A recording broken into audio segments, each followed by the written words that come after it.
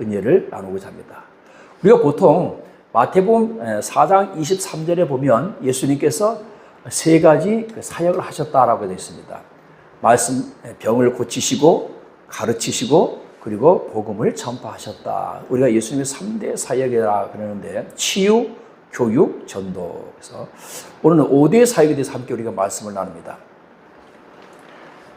자, 첫 번째, 제자를 부르심. 비행기죠. 그래도 대한항공이 제일 이쁜 것 같아요. 그 다음에 귀신 쫓고 병 고침. 세 번째, 영의 기도. 네 번째, 목양사역. 다섯 번째, 보좌복음. 그래서 제자를 부르신 것은 오른쪽 날개. 그리고 병 고치고 귀신 쫓고 병 고친 것은 왼쪽 날개. 그 다음에 영의 기도는 엔진이 있어야 가죠. 그렇죠? 그리고 목양사역은 꼬리 날개. 그리고 보좌복음은 위에 저걸 뭐라 그러죠? 무슨 날개라 그러죠? 저거 같은 끝에? 갑자기 생각이 안 나네. 저걸로 이제 방향을 조정하는 이제 그런 날개인데, 방향타가 다섯 번째, 보좌복음. 이렇게 해서, 자, 여기 5대 사역, 비행기가 날아가기 위해서는 양쪽 날개가 다 있어야 되고요. 그 다음에 엔진도 있어야 되고, 꼬리 날개도 있어야 됩니다. 그리고 이 방향타도 있어야만이 비행기가 잘 날아갈 수 있어요. 자, 그리고 비행기만 있다고 해서 날아가는 것이 아니죠. 누가 있어야 돼요? 기장이 있어야 돼요. 기장이 있어서 비행기를 운전하고 가야 되는데 그 기장이 누구냐? 바로 예수님. 거기 탄 사람들은 누구? 우리 제자들. 자, 이렇게 해서 예수님의 5대 사역에 대해서 우리 함께 이제 말씀을 나눌 텐데, 첫 번째, 제자를 부르셨다. 비행기 우측 날개입니다. 마태복음 10장 1절 같이 있습니다. 시작. 예수께서 그의 12제자를 부르사 더러운 귀신을 쫓아내며 모든 병과 모든 약한 것을 고치는 권능을 주시니라. 마가복음 3장 14절에 보면 이에 12를 세우셨으니 이는 자기와 함께 있게 하시고. 그러니까 예수님께서 제일 먼저 하신 사역이 뭐냐? 제자들을 12명의 제자들을 세우셨습니다. 그게 왜 세우셨느냐? 3년 동안 함께 다니시기 위해서 뭐 한 거죠? 제자 훈련한 겁니다. 자, 두 번째 사역 같이 함께 읽어봅니다. 마가복음 16장 17절 18절 같이 씁니다. 시작. 믿는 자들에게는 이런 표적이 따르리니 곧 그들이 내 이름으로 귀신을 쫓아내며 새 방언을 말하며 뱀을 집어 올리며 무슨 독을 마실지라도 해를 받지 아니하며 병든 사람에게 손을 얹은즉 나으리라 하시더라. 아멘. 자, 우리는 흔히 치유, 은사, 뒤에다 이제 은사를 많이 우리가 붙이는데, 물론 맞습니다. 치유에는 은사자가 있어요. 즉, 은사자라는 얘기 무슨 얘기냐? 특별하게 무언가 치료를 잘하는 사람들이 있습니다. 그러면 치유는 은사자나 하는 거지, 우리는 은사가 없기 때문에 안 돼. 그러나, 오늘 여기서 뭐라 그래요? 믿는 자들에게는 이런 표적이 나타난다는 거예요. 은사자가 아니라, 믿는 사람에게는 이런 표적이 나타나는데 귀신을 쫓아내고 병든 사람에게 손을 얹은 즉 나으리라. 아멘? 대부분이 우리가 여기에 속합니다. 은사자는 그렇게 많지 않아요. 드물어요. 그 은사자는 어떤 경우를 말하냐면요. 우리처럼 막 기도하지 않아도 손만 얹고 있어도 이 사람의 병이 어디가 아픈지를 집어내고 그리고 기도하면 나아요. 막 소리 질러 기도 안 하는데도 살짝 기도하는데도 병이 막 낫고 그래요. 그게 은사자예요. 근데 대부분 우리는 우리가 믿는 자들이 이런 표적이 따른다고 했으니까 그걸 믿고 뭐 하는 거예요? 기도하는 겁니다. 이게 바로 예수님께서 두 번째 사역입니다. 왜 제자들을 데리고 다니면서 예수님께서 많은 병자들을 고쳤느냐? 너희가 나중에 나보다 더 큰 일도 한다는 겁니다. 그래서 예수님께서 하신 그대로 나중에 제자들도 하게 되는 거죠. 자, 세 번째 사역입니다. 영의 기도, 성령, 엔진의 부분에 29절 같이 있습니다. 시작. 기도 외에는 이런 종류가 나아갈 수 없느니라. 자, 여러분, 예수님은 하나님의 아들이십니다. 아멘? 우리가 생각할 때 하나님의 아들이 기도할 필요 있나? 기도 안 해도 그냥 병 낫지 않나? 그런데 예수님은 그렇지 않다는 겁니다. 왜 뒤에 이제 오늘 본문 말씀에서 나눌 텐데요. 왜 우리는 못 고쳤습니까? 왜 우리가 이런 일이 일어나지 않았습니까? 기도에는 다른 것은 이런 종류가 나갈 수 없다. 즉 다시 말하면 예수님께서도 뭐 했다? 기도했다는 겁니다. 여러분 예수님께서 공생을 시작할 때 제일 먼저 하신 게 뭔지 아세요? 40일 금식 기도입니다. 40일 금식 기도를 가장 먼저 하셨어요. 그리고 예수님은 틈만 나면 산에 가서 기도하셨어요. 틈만 나면 한적한 곳에 가서 기도하시고, 그리고 또 때로는 철야 기도도 하시고. 하나님의 아들인데 그냥 하면 안 돼요. 근데 예수님께서 뭐라 그래요? 기도 외에는 다른 것을 이런 종류가 나갈 수 없다. 예수님께서도 기도를 강조하셨습니다. 그래서 제자들에게 기도하는 본을 보였습니다. 할렐루야. 자, 네 번째 사역은 같이 있습니다. 시작. 내 양을 먹이라, 내 양을 치라, 내 양을 먹이라. 요한복음 21장 15절, 16절, 17절에 나오는 말씀입니다. 예수님께서 부활하신 후에 제자들이 베드로가 나랑 갈릴리 호수 가서 고기 잡으러 갔어라면 여기부터라 해가지고 6명 데려서 7명이서 갈릴리 호수에서 고기를 잡고 있었어요. 그때 예수님께서, 부활하신 예수님께서 갈릴리 호수 오셔가지고 잘 아시죠? 제자들에게 고기 또 잡았느냐? 밤새 못 잡았습니다. 배 오른편에 그물을 던져봐라 해서 오른편에 그물을 던졌더니 고기가 몇 마리 잡혔다? 153마리. 그래서 모나미 153 볼펜이 거기서 나온 거예요. 예수님께서 제자들이 나오니까 바위 위에서 고기를 구워서 잡은 고기로 고기를 구워서 이제 주었어요. 그때 예수님께서 베드로에게 내가 나를 사랑하느냐라고 물어본 거예요. 주님께서 내가 주님을 사랑하는지 주님께서 아시지 않습니까? 그러니까 내 양을 먹이라. 내가 나를 사랑하느냐? 주님께서 내가 주님 사랑하시는 주님이 아시지 않습니까? 내 양을 치라. 마지막으로 예수님께서 물어봤어요. 정말로 네가 나를 사랑하느냐? 내가 주님을 사랑합니다. 내 양을 먹이라. 예수님께서 다른 말 하지 않으셨어요. 내 양을 먹이라, 내 양을 치라, 내 양을 먹이라. 내 양을, 그 작은 양, 첫 번째 양은 작은 양. 새신자들 먹여야죠. 그렇죠? 어제도 보니까 고양이 새끼가 나왔는데 새끼가 먹는, 아기는 아기가 먹는 신양이 따로 있잖아요. 그렇죠? 그리고 큰 양을 치라, 돌보라, 리더가 되도록 그 다음에 내 양을 먹이라. 말씀으로 내 양을 먹이라.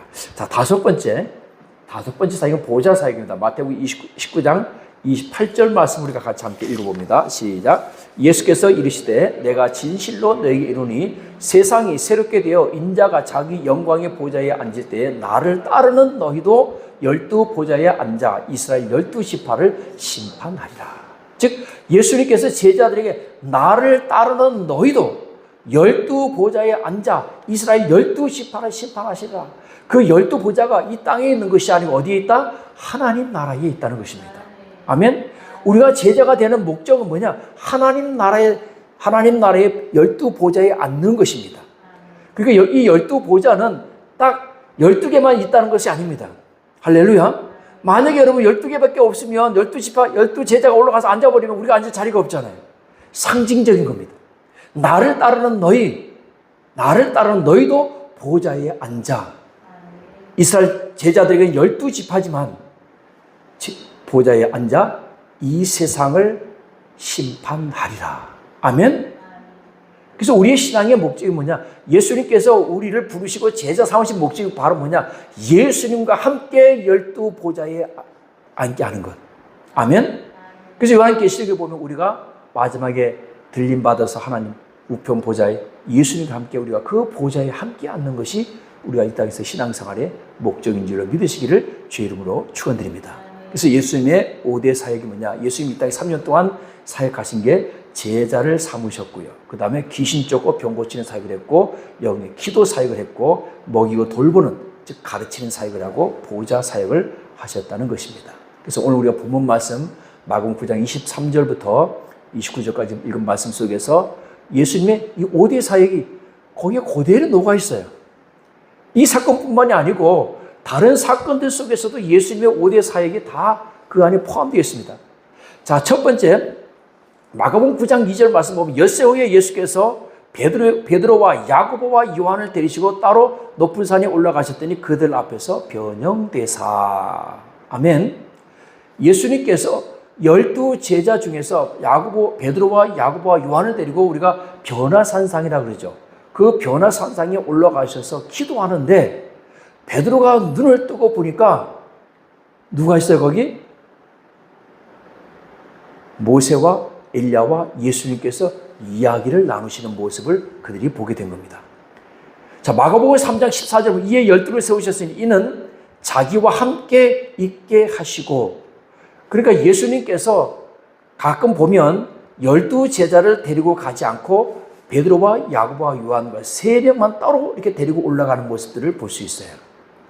마지막에 겟세마네 동산에서 기도하러 올라가실 때도 다 데리고 올라가지 않으셨죠? 베드로와 야고보와 요한만 데리고 이렇게 올라가셨습니다. 그것은 예수님께서 무서워서 혼자 가기 힘들어서가 아니고 베드로와 야고보와 요한에게 뭘 하기 위해서요? 보여주기 위해서, 경험시키기 위해서 무언가 그들에게 그들이 해야 될 것이 있기 때문에 예수님께서 그렇게 하신 줄로 믿으시기 바랍니다. 그래서 베드로와 야고보와 요한이 올라가서 보니까 모세와 엘리야와 예수님께서 이야기를 하는데 너무 좋은 거예요. 그래서 우리가 9장 4절에 보면 이에 엘리야와 모세와 함께 그들에게 나타나 예수와 더불어 말하거늘 베드로가 예수께 구하여 말하되 랍비여 우리가 여기 있는 것이 좋사오니, 따라합니다. 여기 있는 것이 좋사오니. 그렇잖아요. 너무 좋으면 떠나기 싫. 야, 여기 있는 것이 좋사오니. 우리가 초막 셋을 질 때 하나는 주를 위하여, 하나는 모세를 위하여, 하나는 엘리사를 위하여 하사이다 하면서 베드로가 얘기하는데 그때 갑자기 하늘에서 음성이 들립니다. 이는 내 사랑하는 아들이니 너희는 그의 말을 들으라. 아멘. 자, 여러분, 이 사건 속에서 우리가 뭘 깨달아야 되냐면요, 베드로와 야고보 요한이 뭐가 열렸어요? 영안이 열렸어요. 뭐가 열렸어요? 귀가 열렸어요. 하나님의 음성이 들리고 영안이 열려서 모세와 엘리야를 바라보는 영안이 열리고 영의 귀가 열렸습니다. 그럼 야고보와 베드로와 야고보 요한이 예수님과 함께 같이 뭐 기도했다 그런 말도 없어요. 예수님과 같이 다니기만 해도, 할렐루야, 예수님과 같이 다니기만 해도 그들의 영성이 예수님과 같이 닮아지는 거예요. 이게 바로 제자입니다. 왜 예수님께서 3년 동안 계속 제자들을 데리고 다녔느냐? 그렇다고 해서 여러분 제자들이 막 같이 예수님과 같이 막 철회기도 그런 거 아니에요. 예수님께서 십자가를 지시기 위해서 겟세마네 동산에서 기도하는데도 1시간만 나와 같이 기도하자고 하는데도 제자는 어떻게 했다고요? 잤어요. 3년 동안 12제자들이 예수님과 같이 함께 가면서 철야기도 하고 산에 가서 기도하고 했다는 말이 없어요. 그런데도 예수님과 같이 다니니까 예수님의 영성을 닮아가는 겁니다. 이게 스승과 제자입니다. 아멘. 제자가 스승을 따라다니면 스승과 같이 되는 거예요. 엘리야가 모든 것을 버려두고 엘리사를 따라가니까 어떻게 돼요? 엘리사와 같은 엘리사에 가졌던 그 능력이 엘리야에게 그들이 다 입혀지는 겁니다. 아멘. 그래서 여러분, 우리가 친구 따라 강남 간다는 말도 있잖아요. 공부 잘하는 친구하고 사귀면 공부 잘하는 것처럼 우리가 예수님을 따라가면 우리의 영성도 예수님과 같은 영성으로 변화되는 줄로 믿으시기를 주의 이름으로 축원드립니다. 그래서 예수님께서는 꼭 필요할 때는 특별히 야고보와 요한, 베드로와 야고보와 요한을 꼭 데리고 다니시면서 그들에게 이러한 영적인 경험을 체험을 하게 된 줄로 믿으시기 바랍니다. 자, 두 번째는 예수님께서 이제 베드로와 야고보와 요한을 데리고 산에서 내려오셨어요. 그랬더니 산 밑에서 웅성웅성합니다. 오늘 바로 본문 말씀 읽었던 사건이 그 이제 산 밑에서 일어나는 거예요. 어떤 아버지가 말 못하게 하는 귀신 들린 아들을 제자들에게 데리고 왔는데, 처음에는 선생님께 데리고 왔는데 선생님은 안 계시고 제자들만 있으니까 제자들에게 고쳐달라고 한 거죠. 그랬더니 안 되는 거예요. 아무리 제자들이 나가라고 해도 안 나가는 거예요. 그러니까 그 밑에서 사람들은 모여있고 웅성웅성합니다. 그때 예수님께서 오셔서 너희들이 지금 무슨 변론을 하는 것이냐 물어보니까 아이의 아버지가 예수님께 자신의 아이를 고쳐달라고 데리고 왔는데, 내가 선생님의 제자들이 고쳐달라고 했는데 능히 하지 못하더이다. 그랬더니 예수님께서 19절에 보니까 이 믿음이 없는 세대요, 내가 얼마나 너희와 함께 있으며 얼마나 너희에게 참으려 그를 내게로 데려오라. 자, 여러분, 제자들이 믿음 없음을 책망하셨어요. 이게 바로 뭐냐? 예수님께서 제자들을 먹이고 돌보는 사역이 되는 겁니다. 목양하는 거예요, 지금. 제자들 훈련하는 거예요. 제자들 역시도 아직 배우는 단계이기 때문에 예수님께서 혹독하게 훈련시킵니다. 여러분, 백부장이나 열대 혈자 같은 예나 가나안 예는 예수님께서 칭찬하셨죠. 백부장에게는 이스라엘에서 이만한 믿음을 본 적이 없다고 했습니다. 어떤 의미에서 보면 여러분, 제자들에게 가장 큰 믿음인 거예요. 왜? 자신들의 모든 것을 버려두고, 인생을 버려두고, 다 버리고 예수님을 따라왔잖아요. 근데 예수님께서 그들을 칭찬하지 않으셨어요. 너희도 가려느냐? 부자청년 가려, 너희도 가려느냐? 베드로가 우리가 모든 것을 버리고 주를 따라싸운데, 그럼에도 불구하고 예수님께서 그래, 잘했다, 잘했어. 칭찬하지 않으셨어요. 제자들은 오히려 칭찬보다는 책망이 많았습니다. 제자들이 여러분 믿음이 없어서가 아니에요. 제자들의 믿음의 수준을 예수님의 수준의 믿음을 요구하는 거예요. 왜? 너희는 내 제자니까. 여러분, 제자의 믿음하고 백부장의 믿음이 같아서는 안 되는 거예요. 아멘? 목사의 믿음하고 성도의 믿음이 같아서는 안 되는 거예요. 사람들은 목사에게서 더 큰 믿음을 요구하는 거예요. 판단 기준이 다른 거예요. 믿습니까? 오늘 여러분, 그래서 예수님께서 제자들, 이 믿음이 없는 세대의 제자들 책망하신 것은 다른 것이 아닙니다. 지금까지 내가 너희들에게 보여주고 가르쳐주고 했던 것을 너희가 봤더라면 하는 그런 예수님께서 책망을 제자들에게 하고 있는 것입니다. 이 아버지가 예수님께 말씀합니다. 무엇을 하실 수 있거든 우리를 불쌍히 여기사 도와주소서. 여러분, 이 말씀 속에 어떤 느낌이 있어요? 확신이 없는 거죠. 고쳐주실 수 있으면 고쳐주시고, 그런 뜻인 거예요. 자, 23절 말씀 같이 외우자. 시작. 할 수 있거든이 무슨 말이냐? 믿는 자에게는 능히 하지 못할 일이 없느니라 하니까 아버지가 소리를 지를 때 내가 믿나이다. 나의 믿음 없는 것을 도와주소서 하더라. 예수님께서 그래서 귀신을 쫓아냈습니다. 그랬더니 나중에 제자들이 조용히 묻습니다. 우리는 어찌하여 능히 그 귀신을 쫓아내지 못하였나이까? 이 질문에 대답합니다. 기도 외에 다른 것으로는 이런 종류가 나갈 수 없느니라. 아멘? 기도 외에 이런 종류가 나갈 수 없다. 할렐루야. 오늘 여러분, 예수님의 이 5대 사역을 통해서 여기 이 사역 가운데 보면 예수 5대 사역 그대로 다 나타나 있죠. 제자들과 함께 다니시잖아요. 함께 다니시고 귀신 쫓고 병 고치고. 아멘? 그리고 예수님께서 기도 외에 다른 것을 이런 종류가 나갈 수 없어. 즉 다시 말하면 무슨 얘기냐면 너희가 기도하지 않았기 때문에 병을 고치지 못했다는 거예요. 너희가 기도하지 않았기 때문에 귀신을 제압하지 못했다는 겁니다. 오늘 사랑하는 여러분, 이 귀신도 영적인 존재입니다. 그 전에 성경에도 보니 있잖아요. 귀신아 나가라. 넌 내가 바울다고 다 아는데 넌 누구냐 하고서 귀신한테 제압당하고 막 그러죠. 실제로도 그래요. 실제로도 야, 이 귀신아 나가라 하니까 너 뭐야 하고서 그냥 확 막 끌어안기도 하고 막 그런데 귀신들이. 영적인 세계이기 때문에 기도하지 않으면 우리가 이겨낼 수가 없는 것입니다. 할렐루야. 또 꼬리, 목양하고 돌보는 사역.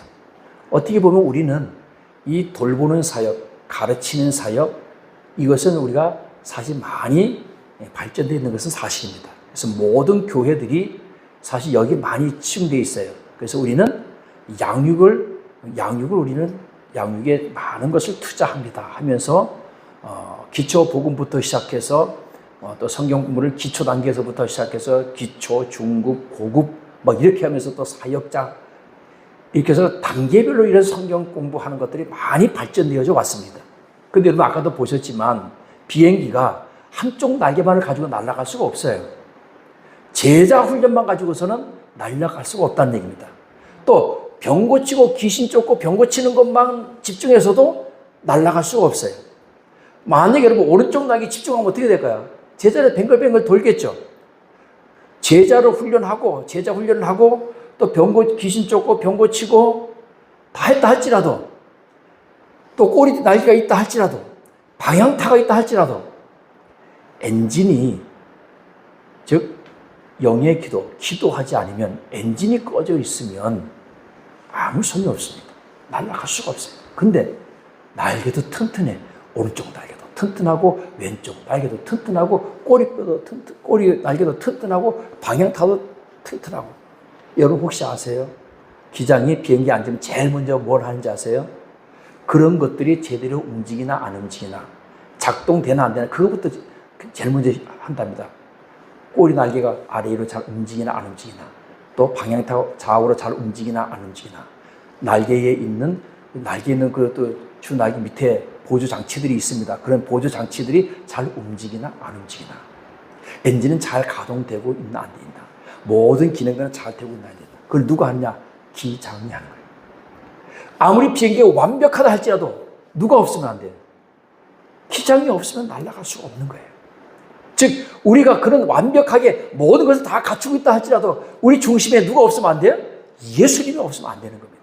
아멘. 우리 사역의 중심이 누가 되느냐? 예수님이 되어야 돼요. 사람이 중심이 되면 안 됩니다. 할렐루야. 그 기장이 예수님이 아니고 사람이 앉으니까 뭐가 되는 거예요? 이단이 되는 거예요. 그 기장에 누가 앉아야 되느냐? 예수님이 반드시 그곳에 앉아 있어야 됩니다. 우리 사역의 중심에 예수님이 있어야 돼요. 예수님이 있지 않고 사람이 중심이 되고 목사가 중심이 되고 어떤 교주가 중심이 되면 그거는 올바른 사역이 아닌 거예요. 할렐루야. 오늘 말씀에 결론을 드립니다. 이 5대 사역이 우리의 사역 현장에서 사실 일어나야 됩니다. 제자 훈련도 해야 되고, 귀신적으로 병 고치고, 그 다음에 늘 우리가 기도하고, 그리고 양육하고, 그리고 마지막으로 우리가 하늘 보좌의 소망을 갖고 신앙생활 할 때 우리는 건강한 믿음으로 잘 성장해 나갈 수가 있습니다. 그래서 이것은 목회자에게만 해당되는 것이 아니고 모든 성도, 평신도가 아니라 다 우리가 요즘에는 평신도라고 하지 않습니다. 평신도 사역자라고 이렇게 얘기합니다. 그래서 많은 교회들이 평신도 사역자들을 많이 키웁니다. 그래서 어떤 교회들은 아예 교회가 뭐 몇천 명이 되는데도 부목사가 없어요. 왜? 누가 다 하느냐? 평신도들이 리더가 되어서 전부 다 교회를 이끌어가는 거예요. 그래서 평신도가 사역자가 되어야 됩니다. 우리 초대교회 7 집사님도 마찬가지죠. 7 집사님 뽑은 목적이 뭐였어요? 사도들이 하고 있던 구제, 즉 곡식 나눠주고 어려운 사람 도와주고 이 구제만 하는 일에 이 사도들이 거기에 시간을 다 뺏기니까 안 되겠다. 우리가 말씀을 전하고 기도하는 일에 전념해야 될 이것 때문에 안 되겠다 해서 7 집사를 뽑아가지고 7 집사에게 그 일을 맡기고 우리는 기도하고 말씀 전하는 것만 전무하자 해서 7 집사를 세웠습니다. 그런데요, 그 7 집사 중에 빌립 집사는 나중에 사마리아에 가서 복음을 전합니다. 스데반 집사도 복음을 전하다가 순교합니다. 돌에 맞아 죽는 순교를 하게 됩니다. 그러니까 이들이 바로 뭐예요? 평신도 사역자의 시작입니다. 할렐루야. 그러니까 여러분 마찬가지입니다. 내가 반주를 하는 것도 사역입니다. 예배를 돕는 거니까. 내가 PPT를 띄우는 것도 사역입니다. 이것도 다 예배를 함께 돕는 거니까. 또 마찬가지입니다. 같이 예배 앉아야 되는 사람 난 아무것도 아니죠. 같이 함께 예배에 동참하기 때문에 여러분들이 다 또 똑같은 평신도 사역자가 되어서 나름의 사역을 다 하고 있는 거예요. 주방에서 사역을 하고 청소하고 전도하고 찬양하고 이거 다 뭐예요? 사역인 거예요. 하나님의 나라를 세워가는 우리가 같이 쓰임받는 겁니다. 오늘 여러분들 또 마찬가지입니다. 여러분의 삶의 자리에서 예수님의 제자로서의 삶, 할렐루야. 아픈 자를 위해서 기도해주고 믿음이 연약한 자들을 케어해주는 것, 이런 것도 다 사역입니다. 여러분 또 우리가 신앙 상담도 하잖아요. 믿음이 연약한 사람들 한번 물어보잖아요. 그럼 우리가 신앙으로 이렇게 건면해 주잖아요. 이것도 사역입니다. 케어하는 거예요. 그리고 누가 또 우리가 아픈 사람을 위해서 기도해 주잖아요. 막 우리가 기도한다고 해서 깨끗해져라 이렇게 명령 안 해도 아픈 사람 손 꼭 붙잡고 마음으로 기도해 주든지 짧게 기도해 주든지 이것도 다 사역입니다. 우리가 주를 위해서 하는 모든 것은 다 뭐가 되는 거예요? 사역이 되는 겁니다. 오늘 예수님께서 3년 동안 그러한 5대 사역에 집중적으로 사역했듯이 우리도 삶 속에서 이 사역이 다 나타나는 겁니다. 할렐루야. 그래서 우리가 제자 삼고 귀신 쫓고 병 고치고 기도하고 그리고 양육하고 그리고 보좌 하늘 보좌의 소망을 가지는 그 신앙을 우리가 가지고 살아갈 때 우리의 신앙이 건강한 신앙이 될 줄로 믿습니다. 여러분들 이러한 믿음을 가지시기를 주의 이름으로 축원드립니다. 기도합니다. 오늘도 살아계셔서 역사하신 아버지 하나님 감사합니다. 이제도 하나님께서 우리 사랑하여